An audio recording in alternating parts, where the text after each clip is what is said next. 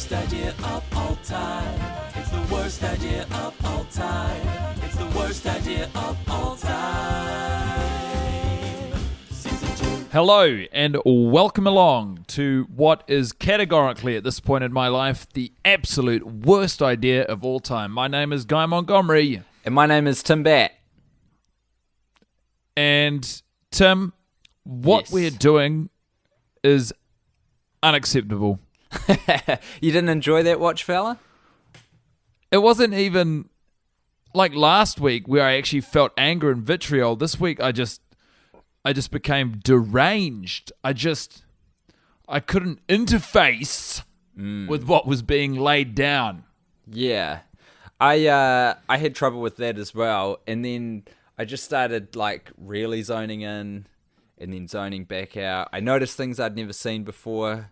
What episode Well, that's is exciting. What episode is this? Is this 20? This is the 24. Four, right. Jesus. So I'll just kick off with this as a little thing I noticed. Have you ever seen before the fact that when Sarah Jessica Parker's talking on a cell phone, there's a pink piece of cloth that they put between her face and the iPhone? No. It's real weird. Every time she's doing a phone call, there's this it's a piece of cloth that's always there. I don't know what that's protecting from. I reckon maybe she's a germaphobe. Oh shit! Do you reckon? Wouldn't that And just she wouldn't be willing to work around it. You'd be better off disinfecting the surface of the iPhone, though. Surely, I suspected it was something to do with like chafing because they would shoot for so long with those fake phone call scenes. But I'm Chafing. Yeah, I don't know. smooth. It's smooth glass. You can't chafe on glass. That's crazy. Yeah, I'm spitballing here. I don't know. I don't know, man. think maybe it's either Sarah Jessica Parker or the character of Carrie Bradshaw as a germaphobe, and I actually respect that. I had a friend who used to wipe. He used to wipe down everything. What did he do? He'd put napkins across the whole table at McDonald's, and napkins underneath everything on the tray before he could eat it. It was insane. Isn't it funny how you get people like that in life who are very particular about things like germs and that sort of carry on, but they'll still eat at McDonald's. They'll still go there. They'll still eat the food, but they'll just find how to make it work for them. We're very adaptable. Well, then this guy, about, I don't know, a year later when he was going through a binge drinking phase at university, drank a cup of his own vomit. So it's like, what's it all for? Nothing. Wow. I knew a guy at a party once who ate a tiny little bit of his own poo for like 12 beers. Oh, which that's the... From memory, he never even got the beers that he was promised. Of all the sort of story swapping and things I've heard across everyone's university career, eating your own poo, that's for 12 beers, that's probably the lowest. Yeah, it took him a long time to shake that from a sort of persona. And, because it didn't sound like it was forced. Like he wasn't a victim. No, he wasn't bullied. From the telling that I've That's heard a voluntary decision. Yeah, I hear that it was sort of a contractual obligation that he entered into of, relative soundness of mind and, no coercion, physical threats of violence or anything. You don't come back from that. It's hard to. He's made a good go of it, but I would estimate. You know the guy? Do you still talk to him? I don't. He lives in a different town than the one I live in. He doesn't live in Auckland. Does he have a spouse, do you think? I know that he was with a partner for a very long time, and I believe they're still together. Yeah. Do you know if the partner knows that the person that she's with or he's with ate their own shit? Yeah, absolutely. She's aware because she's been on the scene for a very long time. I've done embarrassing things in my time. In fact, I'm on record on this podcast as having shat myself as recently as within a year ago. yeah. But I can live with that knowledge. I don't think I could walk around knowing I've eaten some of my own. God, we've gone like blue very quickly. FYI, on that note of when you shat yourself, when we went to Los Angeles last year for the first season. Are you cool with the fact that I've started telling that story on stage? Because I have, and I am naming you every time I tell it. That's news to me, Tim. Sorry. I probably should have checked that out with you first. I'm okay with it. That's good. I always think that shitting yourself stories kind of are the possession of the person who shat themselves. In saying that, though, it never occurred to me to say it on stage. So, bloody lather up, mate, and get involved. Sorry, mate. It's your story, but it came out one night and it worked quite well. So we're running with that at the moment. Look, that's okay. If you haven't That's by listened to the the by. podcast before, it's not usually this entrenched in feces. Although, pretty much it's a podcast in which Tim, Bat, and myself, Guy Montgomery, watch and review the movie Sex and the City 2 every week for a year, which is roughly about 52 weeks too long for the podcast to be happening. Yeah. Now, funnily enough, though, at one point I wrote a little song during the movie, Did you? which was pretty much, it was called This is a bowl of shit in the middle of my day. Okay. This is 4 women shitting in a bowl in the middle of my day. I just- don't remember the melody. I'd just It was like part to of- remind everyone as well that we're still on opposite sides of the world. So guys in Edinburgh are in the thick of the world's greatest performing arts festival right now. I'm in New Zealand. I just What wanted to time couch is it that where in you there. are? Right now it is 12:15 a.m. It's quite late. Do you It's all do you feel alone? Very much so. Zoe's actually left town for about a week. So this is For I- another man. Do you know what I've done? For tonight? a better life. Yep. Well, no, for work, firstly, but secondly, Okay. I mean, obviously that's the lie childish you'd goading. feed someone. Anywho, my night this evening has been going to the latest Judd Apatow rom-com by myself, not recommended to do that, and then following that up by watching Sex and the City 2 in my bedroom by myself with everything switched off for 2.5 hours. Fucking terrible. Terrible choice of evening events. Yeah, you haven't done well. I want to hear your song. Cheer me up, mate. It was part of like a half-hour stream of consciousness melody I was creating. It was sort of like, 4 women shitting in a bowl in the middle of my day. I can't actually recapture it because I literally sang. If anyone, I actually thought, it's a shame we don't use our phones because I could have periscoped this to people. I was properly going bananas today. Really? Did you lose your grip? More so than previously. I was yelling at the gals. Oh, no. Literally yelling at my What were you computer saying? screen. What were you on about? Just like, no! You don't get to introduce you don't get to say that! Like, a lot of what they're doing, they haven't earned the right. They haven't earned the right to crowbar in feelings yeah. into this vacuous hole. Vacuous hole. And vacuous hole. We'll get to that, but I do want to hear your song first. I tried to do it. I can't recapture it. It was just Okay. like of the moment. Right. But pretty much I started writing down the lyrics as I was singing it. And I got confused between the writing and the singing. So in my book, I've written 4 women in a bowl, and then in parenthesis shitting, and then in the middle of my day. And like that's a note. Obviously, it's of the time. But if someone was to find this diary or this whatever this joke book, I don't know what you'd call it at this stage. I mean, these are the etchings of a mentally unstable person. Imagine if Edinburgh, Scotland went Pompeii all of a sudden, and that was like a significant record of human activities captured forever in volcanic ash. And they were like, what were people up to back in the day? They were writing abstract poetry about women in film. And they seemed really pissed off about it. I'd be frozen with a microphone in my hand and tears streaming down my face.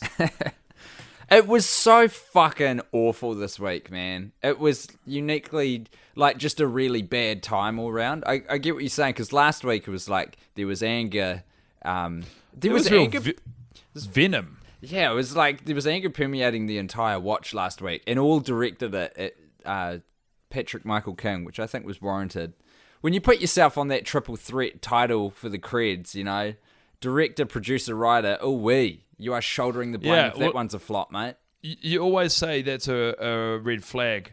Yeah, I big also thought, I don't know if either of us have noticed it before, but the first line where Carrie's talking about moving to New York, and she goes, I like to think of it as BC, which is talking about moving to New York. Before Carrie. Before Carrie. Yeah. I mean, you're in trouble. So she's at the outset of this film, she set herself up as a literal Christ figure, which is incredible because in no there is precisely zero sacrifices that she makes. Every whim that she wants to indulge, she does. Let's go through it. She wants to go out to the film premiere. She drags her husband along who doesn't want to go, who's just been at work all day. She wants to go to Abu Dhabi. She just does. I'm so on board with what you're saying. I found Carrie to be a real villainous figure in this watch. I thought she's running riot. There's no impulse control on that woman. She's running into ex-boyfriends and pashing them on the mouth. She's married. What are you doing, Carrie? And, to no consequence, still has the gall to call out Big for not picking her up from the airport. Yeah. Oh, I'm sorry. Did you forget what you did? And then Charlotte, she just fucking rips Charlotte like several new assholes. Yeah, what were bro. once two wonderful, fleshy cheeks, Yep. smooth as a baby's bottom, because of that fantastic moisturizer they presumably get given to use on set. She just fires in 7 to 8 new assholes, and then she has the gall when they're dealing with Samantha's legal problems for fucking some time-traveling Danish architect on a beach. She just rabbits on and on about what a fucking idiot she is for cheating on her husband, and then she goes, oh yeah, and P.S. as an addendum to this, I'm really sorry that you were right and I was going to cheat on my husband, and that I pinned it all on the fact that you're insecure about your relationship. There isn't enough attention paid to the fact that what she says to Charlotte is fucking brutal. Like when she's getting in that lift and she just says, oh, everyone's cheating on their partners because your marriage is in trouble. As the fucking elevator door. You're on holiday, mate. Can you rein it in? Can you fucking just take it down a notch? She has no control. It's funny as well that you say that there's not enough made of this. I'm pretty sure at this juncture, Tim, that the only people who have the daunting opportunity laying in front of them. Mate. It's pretty much down to us. I don't know how this is renting anymore. I don't know what the numbers of watching it are. I mean, last week we put out a call. We said to anyone who just had 2.5 hours of their life and a life so glorious that they were okay with feeling really sad for that amount of time, please watch the movie so you can understand. Do you want to hear one? I would love to hear one. I felt the response was a little bit underwhelming, and do you know how much I respect that? Yeah, really stoked to hear that, everyone. Way to be living balanced, happy lives. I'm so proud of you, listener, because you're right to ignore us. We're not well, all right? In the midst of our aggressive fervor, for you to say, do you know what? I don't know that these two guys are making the best life suggestions for me right now. Yeah. I'm not going to do that.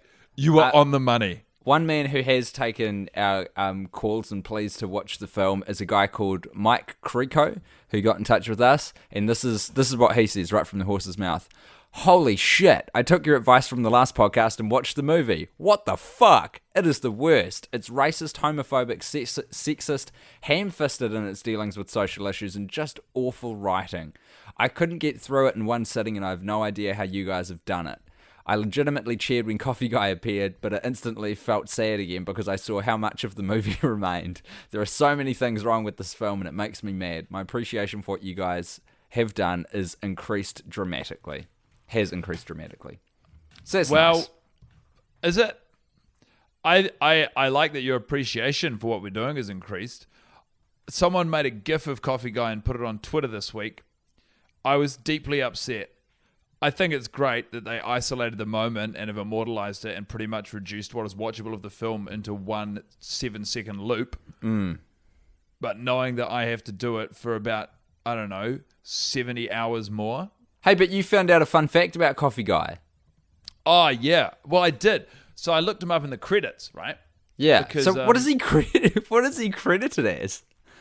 In Sex and the City 2, Coffee Guy is credited as Coffee Shop Guy. Coffee Shop Guy, okay. I think that's a pretty good name for him. So we've done pretty well by putting him by default under the label of Coffee Guy. We were only one word off the production shish. Well, yeah, it was implied he was in the coffee shop.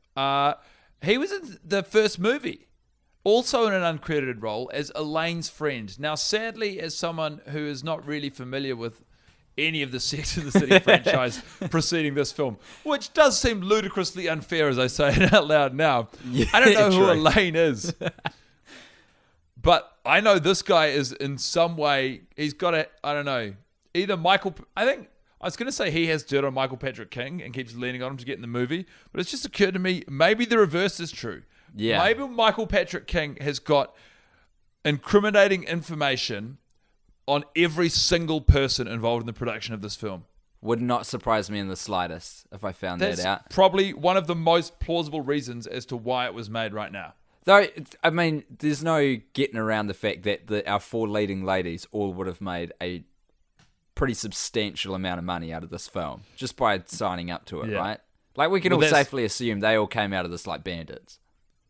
Yeah, they did. And that they have to wear balaclavas in public now because of the disservice they've done to movie making worldwide. Now, one other thing I want to bring up, just while you're talking about kind of the wider franchise and whatnot, is I sent you a screenshot of something I saw online earlier this week on like an Amazon review or something like that.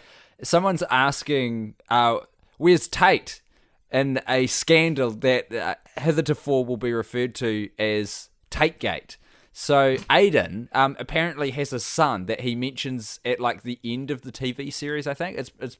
I don't think he's in the first movie at all. So I think this is like maybe the last season, one of the final episodes of the TV show. Yeah. And he talks about his son Tate. Now he names his 3 boys when Carrie runs into him and they have dinner together. Homer, Wyatt and not Tate.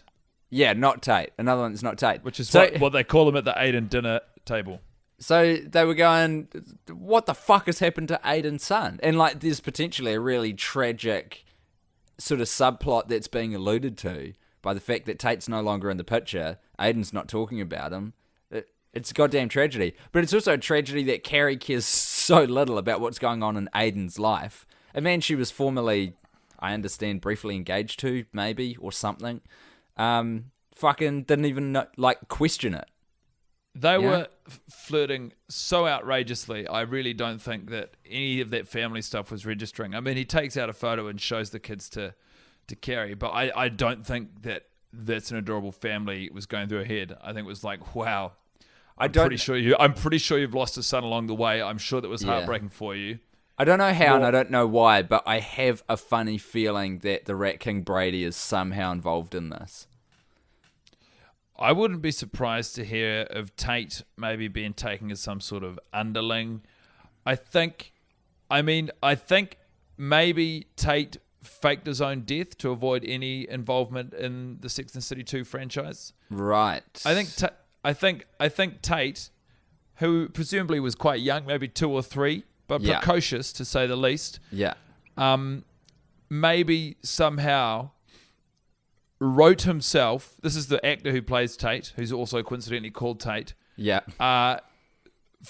Sort of fraudulently staged his own death, and somehow got the news in front of Michael Patrick King to ensure that he would no longer be involved in the franchise. And obviously, Tate didn't want us to dig this up. Michael Patrick King, it didn't occur to him because he just took it as read that the actor and character Tate had been killed.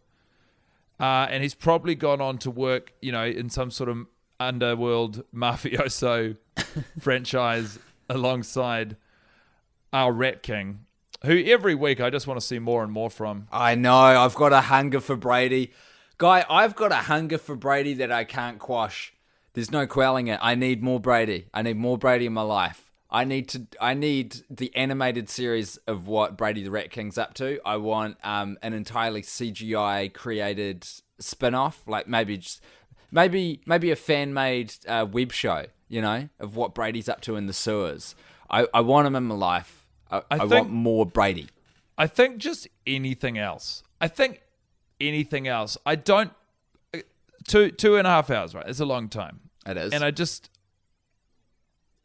think it was 45 minutes, and I'm not overestimating how long I spent singing to myself today. I think there were 45 minutes of chants and songs today in the Montgomery camp, and that's a lot. I chant and sing to myself, when I'm bored or whatever sometimes, but 45 minutes of sustained chanting inspired by what was happening on the screen in front of me, there's a line that's been crossed here. And I don't know what we're meant to do about this. I don't know Tim, we're not even halfway. Yeah, I know.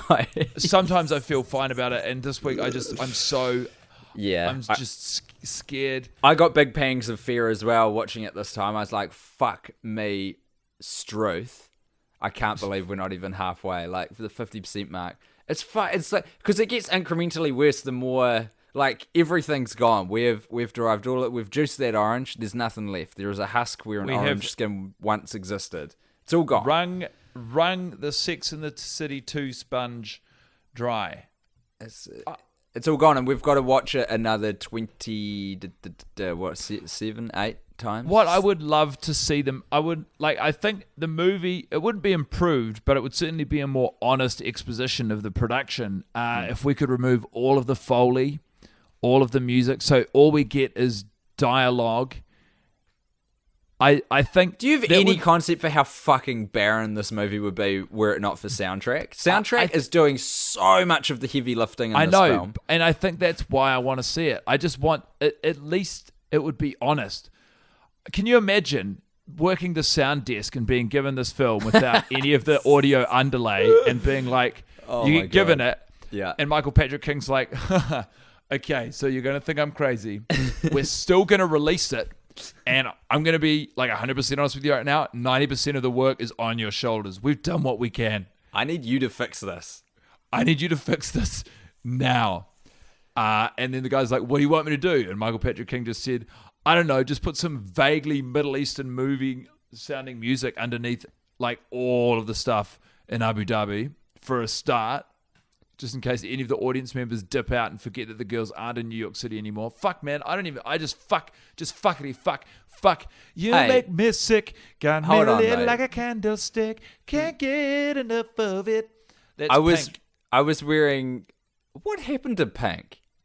Pink was like one of the most significant artists of our generation. And I have not heard hide nor hair out of her ranges. She chose maybe to fade into the recesses of pop music, or our finger isn't on the pulse like it used to be. I actually wrote, I think would have been in year 7. I would have been 11 years old maybe. I wrote a music assignment on Pink. And I remember it vividly because the last sentence I wrote in my music assignment about Pink was after the release of her debut album. And the last sentence I wrote was, right now, everything looks rosy in the world of Pink. Jesus, you're good. From such an early age, the talent was all there. Just wasn't fully formed yet. I couldn't disagree more, but thank you very much. The thing is with Pink, though, and I've had this conversation with people, believe it or not, before, but she was kind of like, she was the biggest artist of our time because she was so crossover. The mums loved her. The girls loved her. The boys could kind of get into it a bit as well, you know? It was just, she was huge. She was selling records for so long. I don't know. She was big. I don't know that she was the biggest pop star. I don't know at any point if she was sort of categorically number one globally. Here's another bit of audience feedback from someone who for some reason watched the film and got in touch with us. So I say thank you to Joseph Adams, who said, seeing Coffee Guy was great and almost nothing else was. I think Michael Patrick King should have one of those Muslim call to prayer speakers hooked up in his house, and when it goes off he has to drop to his knees and apologize to the universe for bringing this film into existence. Thanks, Joseph. It's dramatic, but I like that you've brought in elements from the film into your punishment. I know that we said to watch it, and I know that it's too late for some of you. Hearing you read these back, I'm feeling guilt. Like every single user review that you fire at me I'm racked with more and more guilt. Yeah, I definitely take it back, and I already feel bad about it. I'm so confused. I don't think I take it back. I do. I take it back on both of our behalves. It was a cruel thing to say. We said it in the heat of the moment. It's like when your parents are going through a divorce and they say things they don't mean. That's what was happening with us. We said a lot of things. We don't mean all of them. Definitely do not watch this film. Sex and the City 2. There's nothing good for you. I think maybe sit down to it. What you could do, how long was an episode of Sex and the City? It was on HBO. Were they an hour or were they 30? I think they were an hour. Break the movie into 30-minute increments. So what is that? 5 episodes.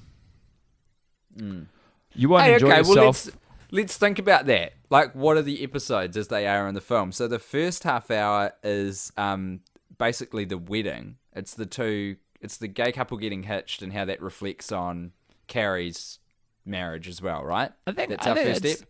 Yeah, so that's it. Pretty much. It's Sex in the City challenging, what is a marriage. I think they're channeling the advent of gay marriage as a sort of a we could all rewrite the rule book for ourselves. They're sort of piggybacking in on the goodwill of gay marriage in the hopes that people can get invested in Carrie and Big's seemingly fine marriage. If Carrie just fucking stopped moaning about having to eat takeout. That really fucked me off this week, Tim. I can't do the second episode yet. That Carrie gets so upset. What really spins her in circles is when Big comes home from work with the Sobu noodle takeout. Yep, Sobu Express, and he puts it on the table, and she doesn't notice that, and she says, "We're going to go to this movie premiere," and he goes, "Oh yeah, I'm pretty tuckered out." Yeah. You go though, kid. You go have a good time. Like, you go, and he does call her kid. He's a condescending weirdo, and she goes, "Oh, I want to go with you," and he's like, "Nah." And he's being reasonable, and she's like, she's been kind of reasonable as well. She goes, "Okay, we won't go. I'll go with Stanford. You don't have to come." She looks at the table. She sees that Big has bought what looked like delicious takeout Japanese noodles for two, and she flips her lid. She pours him half a gallon of whiskey and says, "Binge drink, you son of a bitch. That's how we're getting through this marriage. That's how we're getting through this night. I refuse to sit in a house with you and eat takeout." It's like, where is the in for an audience in that moment? I would love to sit in a house with Big and watch the financial news and hear about the woes of his life and eat fucking takeout noodles. And then maybe cap off the night with the literal greatest episode of Deadliest Catch in the 8 seasons that's been on the air, as we were led to believe in that banging teaser they had it on the tally. I want to watch Deadliest Catch with that man. They keep picking at that thread of when Carrie accuses Big of watching TV and not a black and white movie, I'm like, you are grasping. Yeah, you're just looking at something to be outraged about at this point, Carrie. So let's just cool it down. I'm abandoning this episode thing. I can't be bothered going through all 5. What I do want to bring up, we'll do it at pace. We can do it at pace. Okay. Episode 2. So episode 2 is, I guess, them going to the film premiere and then running into Miley Cyrus. That's a fun little episode, isn't it? Funnily enough... Oh, wait, no, they've got to pick out the dress first. But yeah, sorry, you go. It was them getting ready for the movie premiere while Carrie and Big's relationship crumbles was the second episode. And so, funnily enough, my shining light was buried in that moment. Yeah. A line I had not heard before. When Miley Cyrus is on the red carpet at the same time as Kim Cattrall, and they're sharing that wonderful outfit, I heard off mic someone just yelling out, "Is that your mother?" Yes, I heard that for the first time too. I mean, I don't think it's a particularly funny or great line, but it was just nice to find something different and new in that moment. Definitely. I'm with you, man. It's like the cell phone cloth thing. It was just like, hey, hadn't noticed that before. Well, you were wearing headphones this watch, eh? No, I had a little Bluetooth speaker sitting on top of a large glass. Do yourself a favour, mate. Chuck on some good quality headphones next time. There's a lot of panning that goes on with the soundtrack. A lot of left to right with those crazy bongo type drums and sitars. It's a lot of fun. All right, I'll do it for you. So episode 2 is Samantha taking on the fashion industry by her saying, "I'm 50 fucking 2 and I'll wear this dress that Miley Cyrus is wearing too, and it'll be awesome." Episode 3 is they all decide they're going to Abu Dhabi, and they account for that and they make plans. I reckon they kind of they get there. Yeah, and we've got Miranda struggling with her mother issues, and also Charlotte struggling with her mother issues. So that's the mother episode. Yeah, and obviously Samantha struggling with her hormones, and Carrie just sort of pottering around, being a general nuisance. Yeah.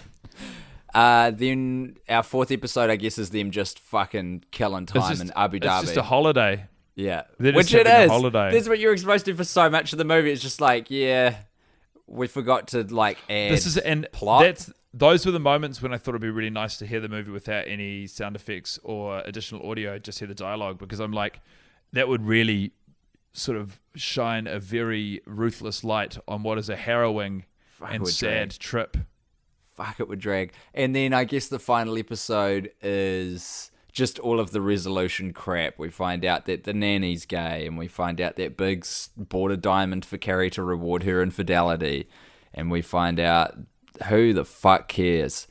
God damn it. So what you've got here, none of those episodes are watchable. If I had to, I would watch the first episode. It at least resembles the TV show. The rest of it is just like, it's like a if a body dies in the ocean and it sort of it gets bloated, water bloated. Yeah, that's what this movie is. It's a water bloated corpse of a film. Wow, what a visceral metaphor. Yeah, but I'm sorry. It's dark and blue. Just like my feelings. My shining light this week is the shirt that Aidan's wearing in the souk. Is it linen? That lovely white shirt? Yeah, it is. And it's got an additional pocket too. It's such a good shirt. I really dig that shirt. I think it's got quite a nice little sort of knife pocket or a Leatherman. Yeah. Aidan's a practical guy.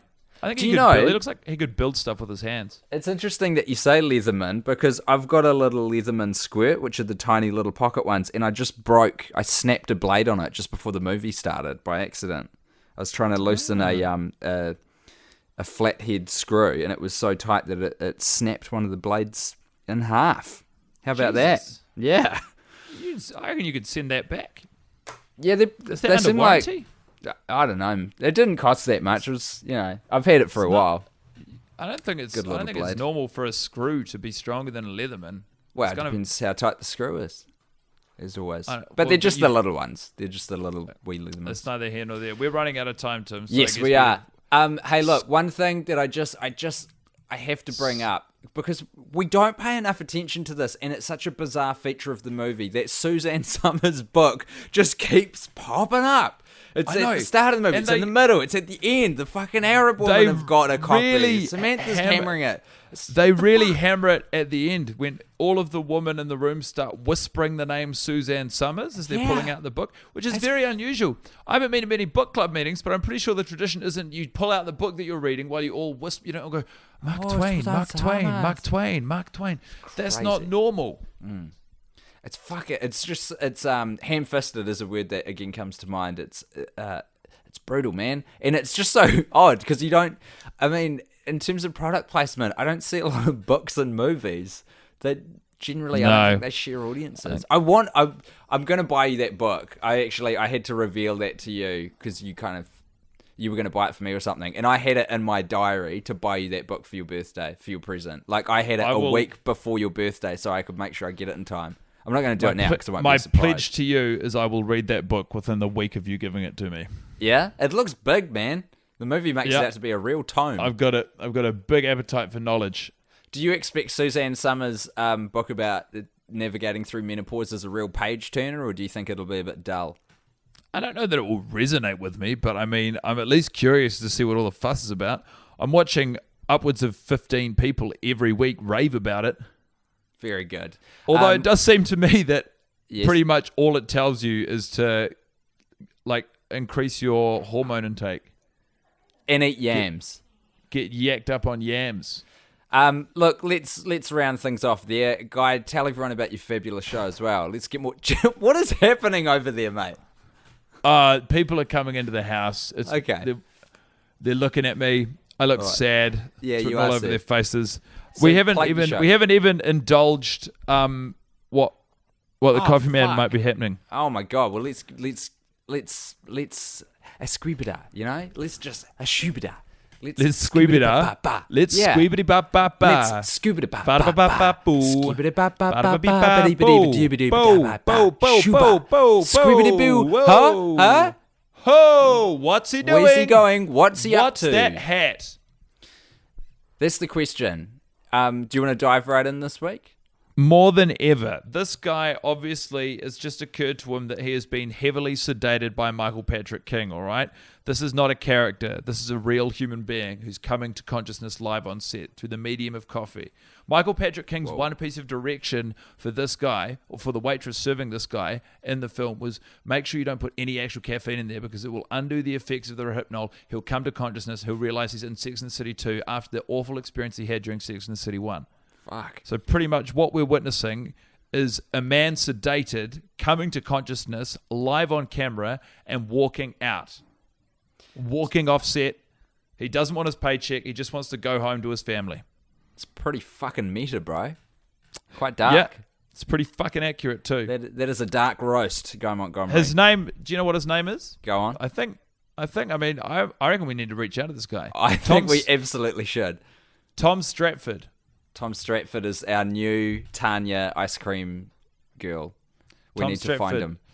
Did you know Tom Stratford grew up in the same town as Angelina Jolie, where she spent her early childhood? Well, fucking I didn't know that before. It's never good when your trivia on IMDb is rooted in a The fame very of loose others. correlation to some other person. Hey, plug your show, mate. I can hear Okay. things that wheels are turning at your place. Need to get you out of here, There's- back to your Edinburgh Fringe Festival.